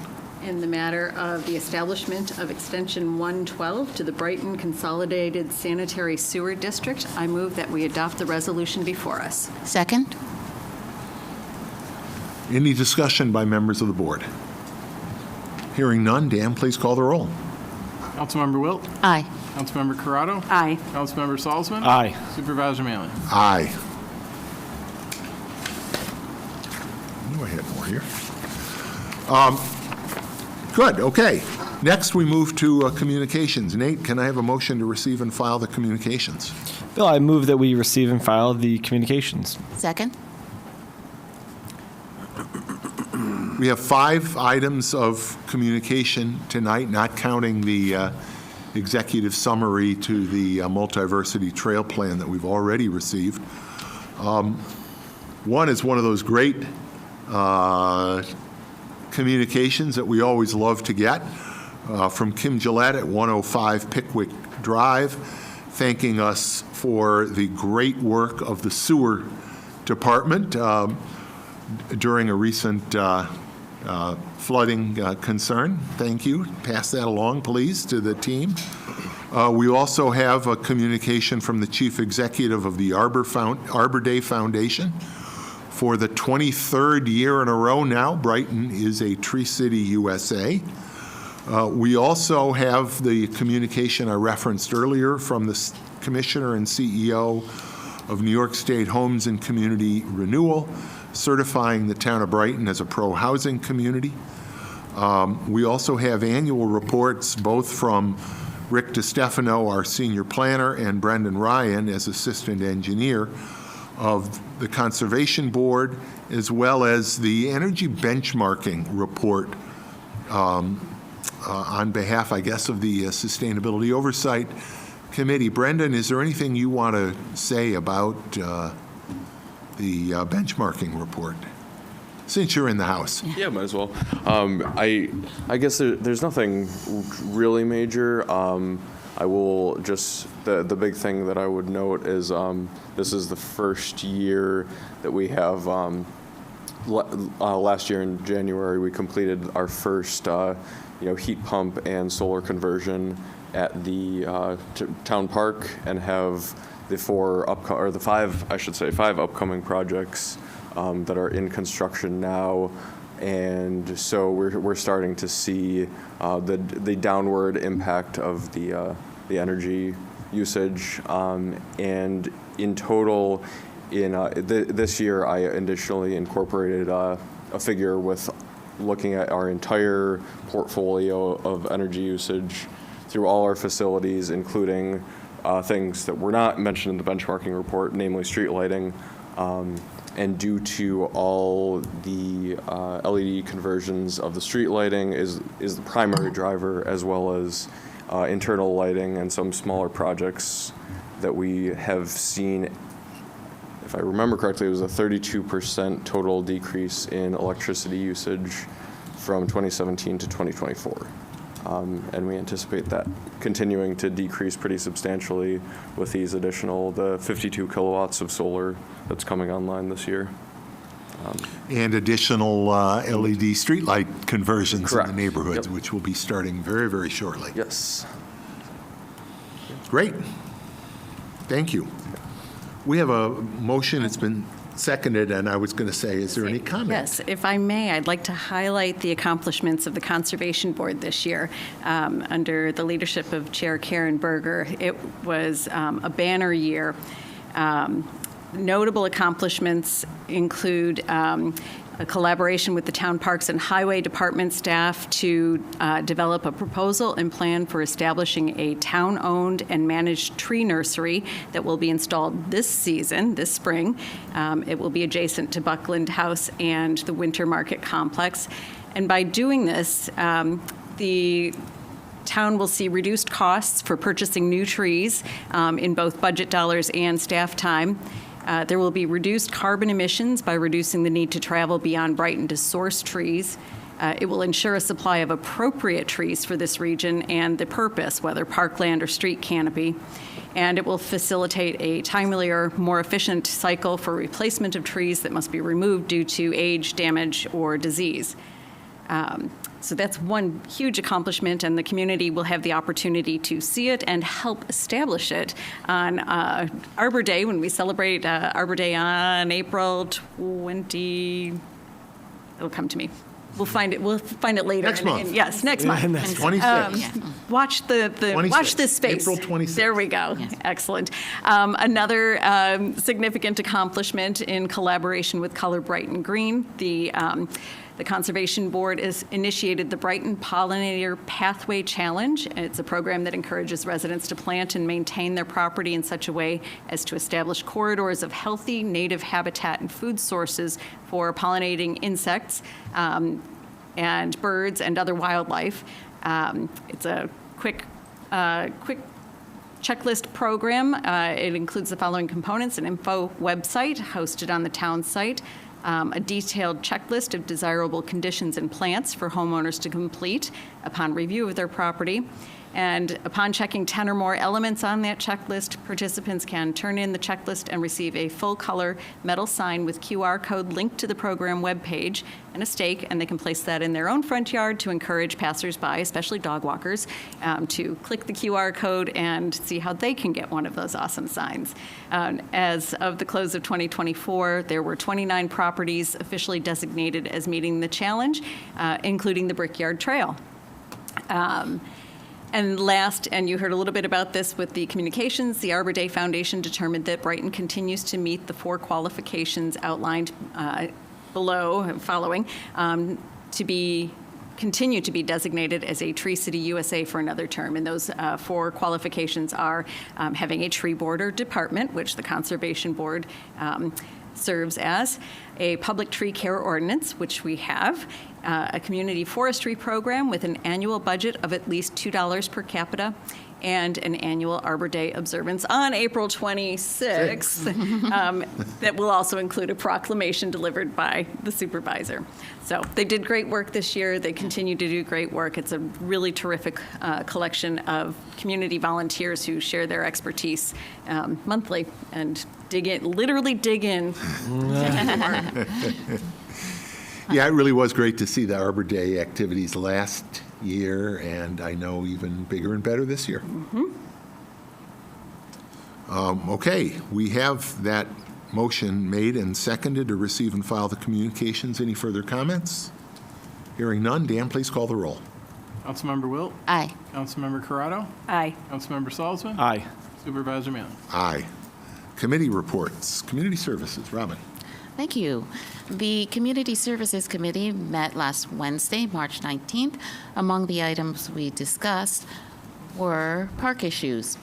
With the recent spate of nice weather, parks had been busy. Even though chillier temperatures have returned, we want to remind the public that the variable weather necessitates that water remain shut off in the parks. Water will get turned on May 1st, when we can be reasonably certain that we won't experience a freeze and that will endanger pipes and other infrastructure. A job acceptance letter and materials were issued to our prospective full-time hire. The candidate will start on April 7th. Unfortunately, the additional position that was recommended and approved remains vacant. But simply adding the position, however, has improved morale within the Parks Department and has prompted a review of scheduling and structure to best meet the needs of the community. Park Superintendent is working on everything from 4th of July planning to adding irrigation infrastructure to specific park locations.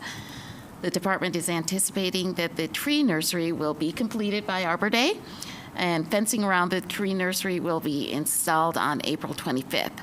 The director of the community garden will be notified of the ongoing work so that community garden subscribers are aware of the limited disruption that may occur.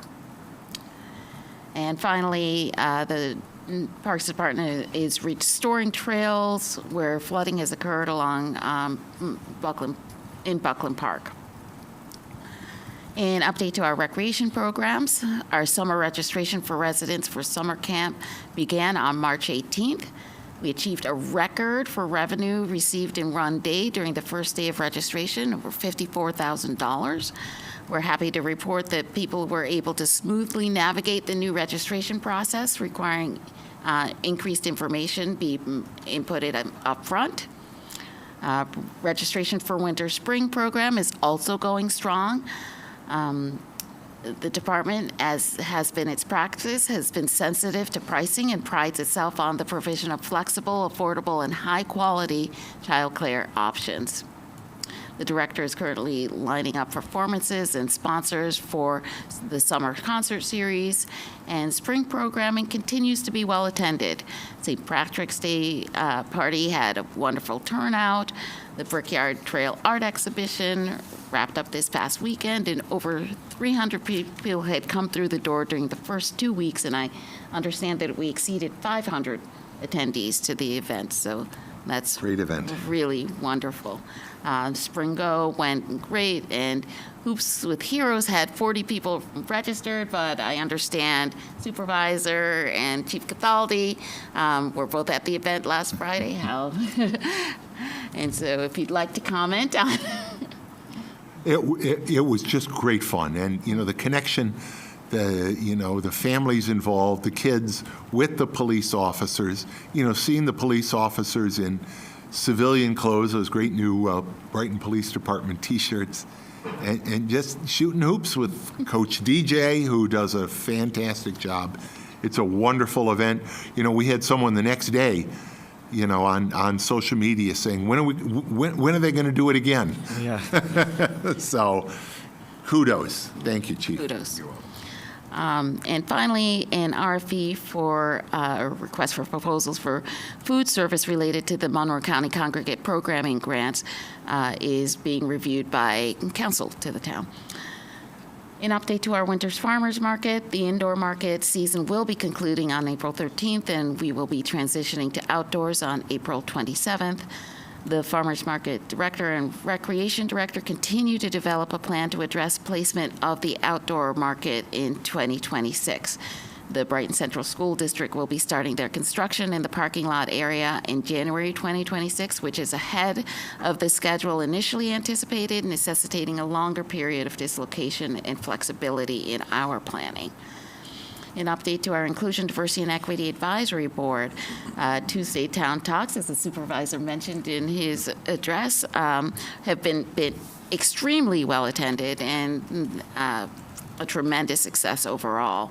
Planning for AAPI Heritage Month, among other cultural programming, is underway.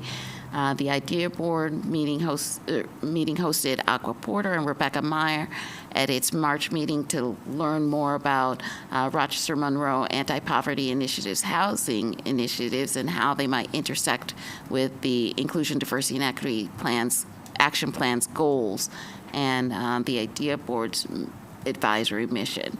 And being a pro-housing community was among those items that we discussed. And there is a new potential board appointee who we will be interviewing next week. An update to our Sustainability Oversight Committee. The committee's annual report will be submitted to the town for its meeting on the fourth Wednesday in April. The committee was awaiting benchmarking report numbers, which will be filed tonight. And we learned from John Necroto, the Assistant Project Manager at NYSERDA, New York Energy Research and Development Agency, that the Clean Energies Communities Program will continue to exist in some incarnation after fiscal year 2025, but it will likely be under the auspices of New York State Department of Environmental Conservation. Much of these final decisions will be made during the New York state budget session. An update to our Conservation Board. The annual report was submitted to the town board tonight. The tree nursery is well underway, and Pollinator Pathway will be looking at draft marketing pieces for its annual launch. An update to our Town of Brighton annual clean sweep and recycling events. Details are noted in the upcoming events that I will list at the end of my report. In-kind and monetary donations have gone out for Clean Sweep, and we thank our returning and new sponsors, among which our the Mancuso firm is one of them. So thank you so much. The recycling collection events are set for Saturday, May 3rd.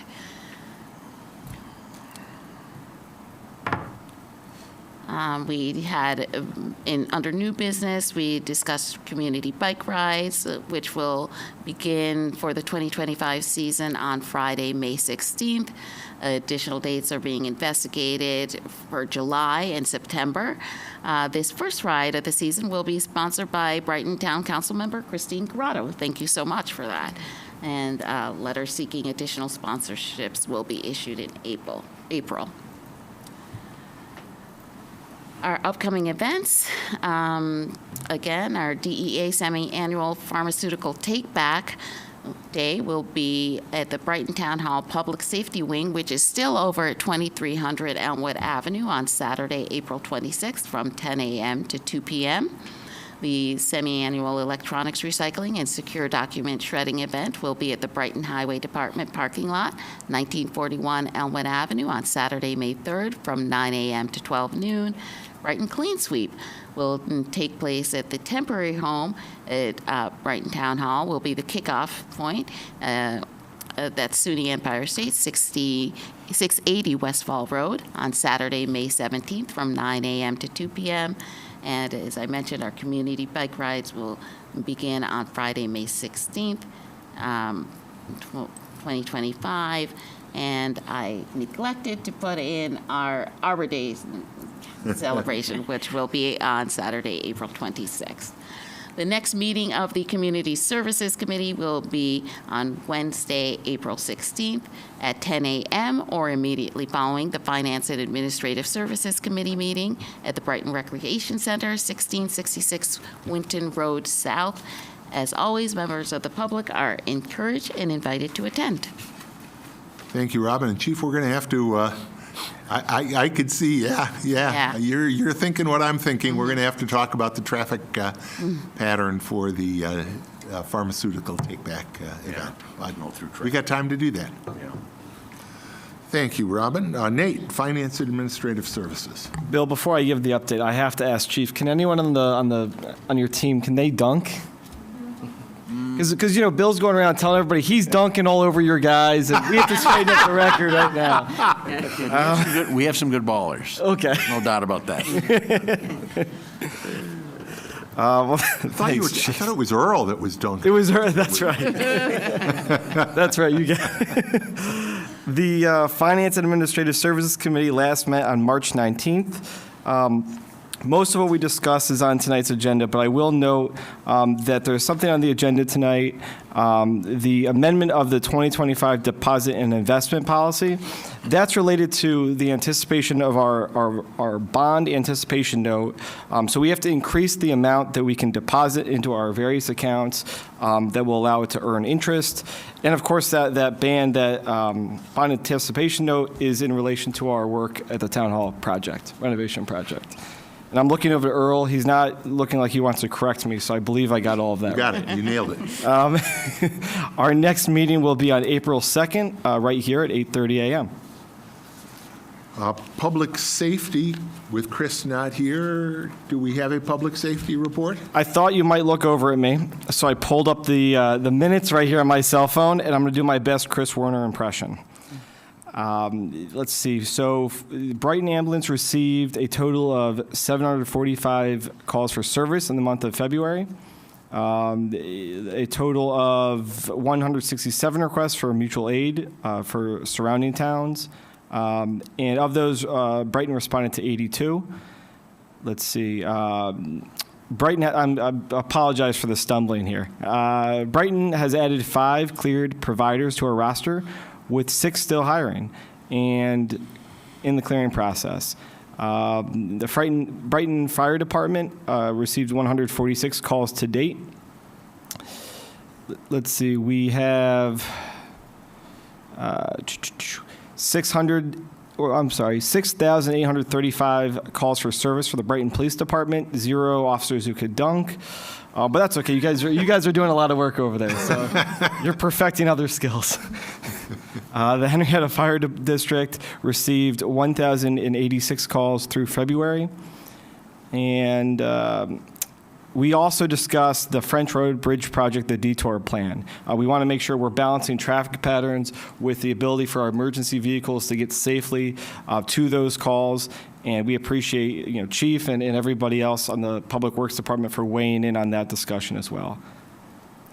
How'd I do? Anything that you guys want to add? I believe you all attended the same meetings. Yeah. Okay. Yeah.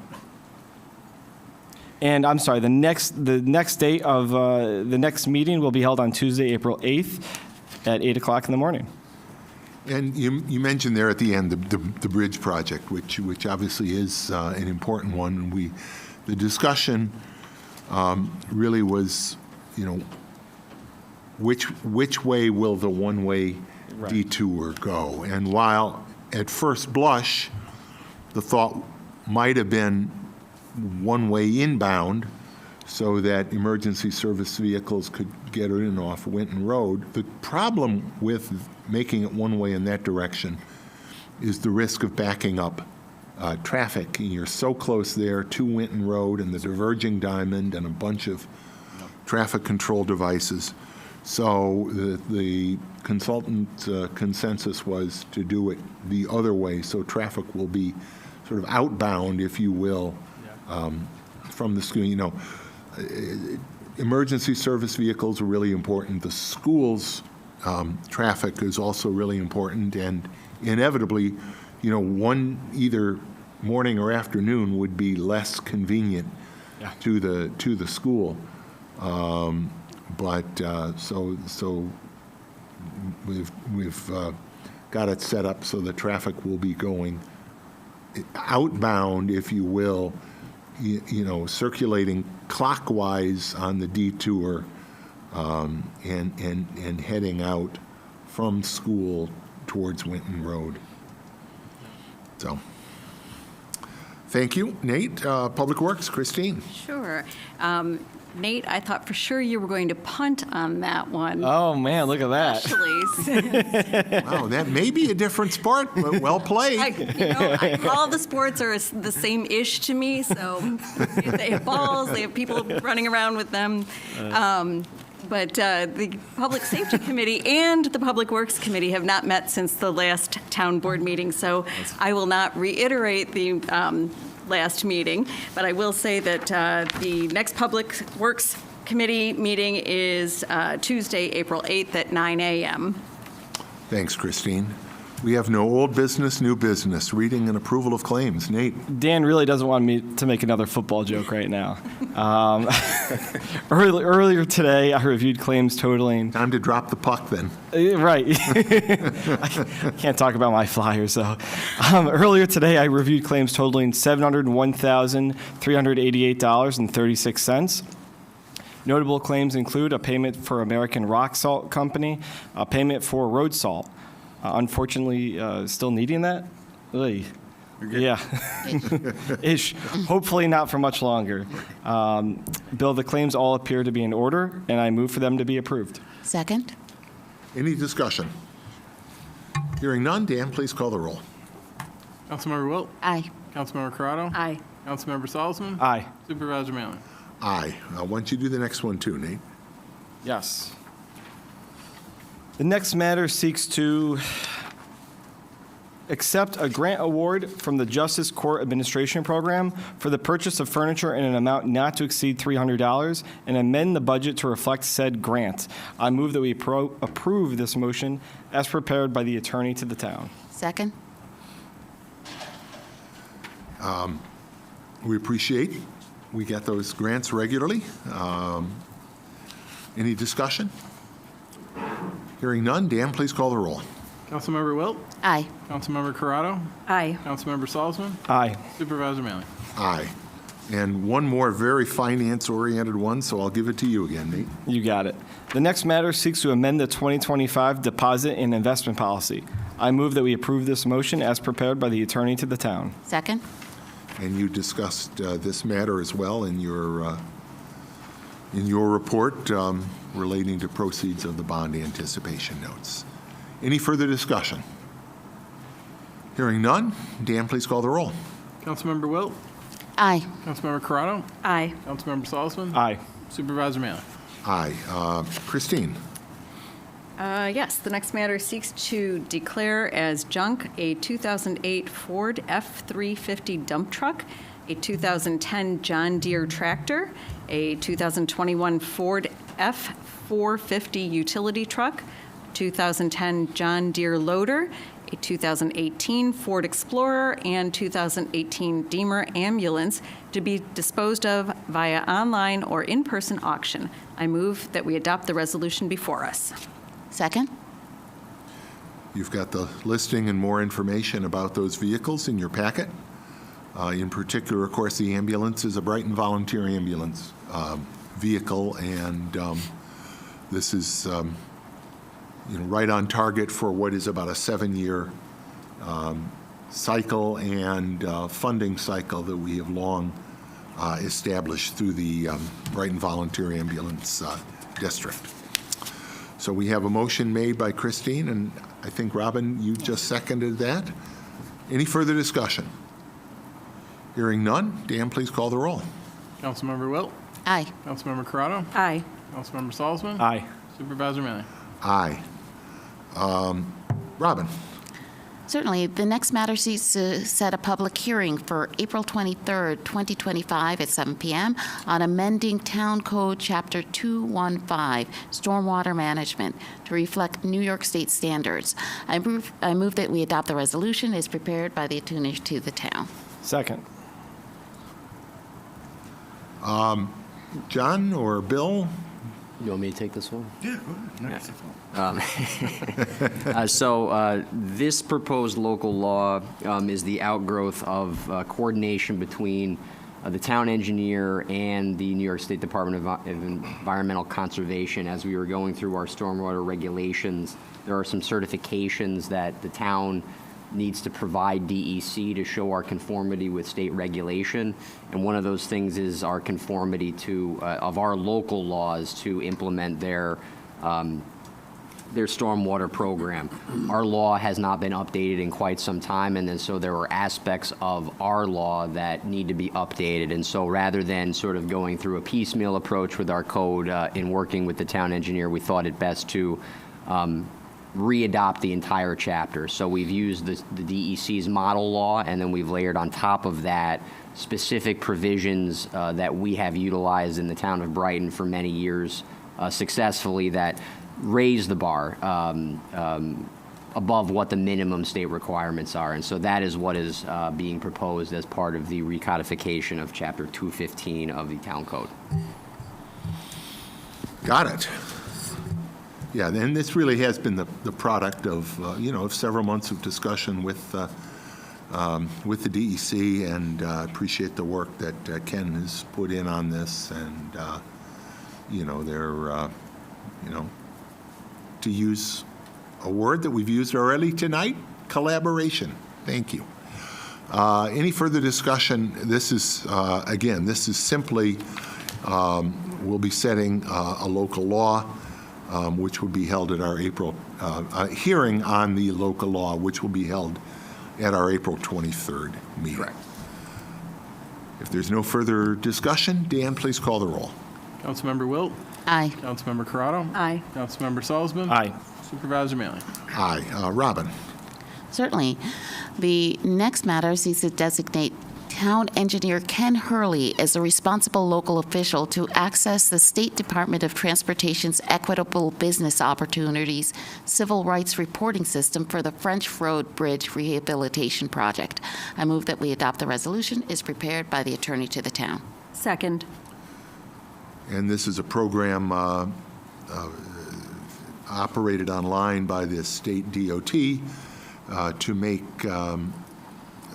potential bidders on federally aided transportation projects aware of the opportunities relating to those projects. So Ken will be the contact point. We have a motion seconded. Further discussion? Hearing none. Dan, please call the roll. Councilmember Wilt? Aye. Councilmember Corrado? Aye. Councilmember Salzman? Aye. Supervisor Mailing? Aye. Christine? The next matter seeks to set a public hearing on April 23rd at 7 p.m. for the removal and replacement of a 33-inch white ash at 85 Fair Oaks Avenue, a 35-inch sugar maple at 150 Thackeray Road, a 30-inch Norway maple at 209 Clovercrest Drive, a 26 and a 24-inch Bull Norway maple at 2881 Elmwood Avenue, and a 34-inch Norway maple at 188 Orchard Drive. I move that we approve the resolution before us. Second? And I would note that the first time I saw Bill Hafner today, since we're talking about trees, you'll recall that under the tree law, for emergencies, the commissioner has the power to have trees taken down without going through the review process. And he held up his phone and showed me this picture. I said, whoa, this tree, and I don't remember the address, Bill, but it had literally split down the middle. It looked like there had probably been some cracking before, but I'm guessing. Hit by lightning, we don't know. Lightning, One wind. resident walked by it, But called it in, and if you ever wondered what an emergency looks like under our tree law, this was it. So you're having put it it on the taken down. website. But that one will not be the subject of this public hearing. Okay, any further comments? Hearing none, Dan, please call the roll. Councilmember Wilt? Aye. Councilmember Corrado? Aye. Councilmember Salzman? Aye. Supervisor Mailing? Aye. Robin, why don't you do the last one there? Certainly. The next and final matter seeks to authorize the supervisor to sign a partial termination and release of an easement of property located at 1820 South Clinton Avenue. I move that we adopt the resolution as prepared by the attorney to the town. Second. This relates to a proposal and a potential sale of an existing building and property at 1820 South Clinton, actually to McQuaid, right next door. And in the course of the review, that discovered that there was an easement dating back to 1966 in a deed, reserving rights to the general public to use that easement area as a roadway. Now, that's not where they built the road, but there's an easement there. So as part of this proposal that will also be, reviewed by the town, we're being asked to partially release that easement. So, Correct. And that action is subject to a permissive referendum. That is correct. So we have a motion. Robin made that, and Christine, did you second, or Nate? Nate did. Nate. Further discussion? Hearing none, Dan, please call the roll. Councilmember Wilt? Aye. Councilmember Corrado? Aye. Councilmember Salzman? Aye. Supervisor Mailing? Aye. Matters of the supervisor, I spent enough time talking tonight, but I will. I had the opportunity last week to attend 3 iftar dinners. Each night breaking the fast that Muslims observe during the holy month of Ramadan. One was right here across the street at the Islamic Center of Rochester. One was sponsored by the Turkish community out at the Buckland Park Lodge, and one was sponsored by Senator Cooney, and it was at Edgerton in the city. Iftar dinners are wonderful community events I'm so grateful for the invitations and for the opportunity to join with the communities, and it's an opportunity to learn more about Ramadan and the Islamic community in the Rochester area. So thank you to each of those groups for inviting me, and it's truly deeply appreciated. I have nothing else. Matters of the attorney. Thank you, Supervisor. Nothing to report. I would like to thank Councilperson Wilt for the recognition during the committee reports. Always a pleasure to support the town and to continue to serve as the attorney to the town, so thank you very much.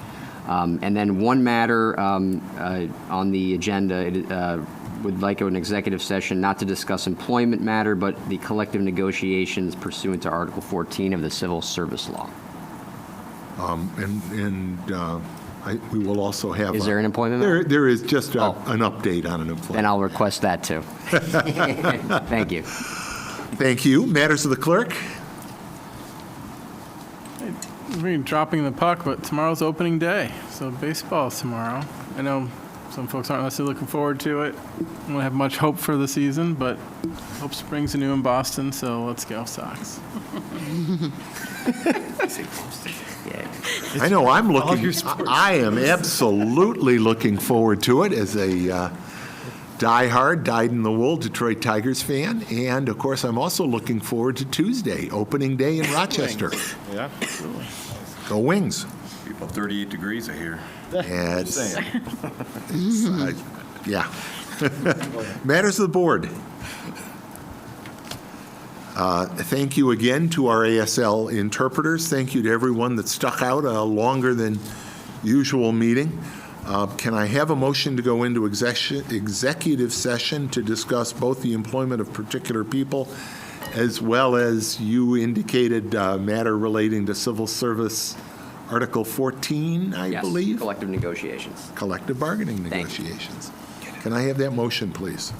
Certainly, I move that we go into executive session to discuss the employment of particular people and collective negotiation. Can I have a second? Thank you. Dan, please call the roll. Councilmember Wilt? Aye. Councilmember Corrado? Aye. Councilmember Salzman? Aye. Supervisor Maley? Aye. I do not expect that we will be coming back out into open session after the executive session. Our next meeting will be right here at Empire State University, 2 weeks from tonight, April 9th, 7 p.m. Have a great evening, everyone.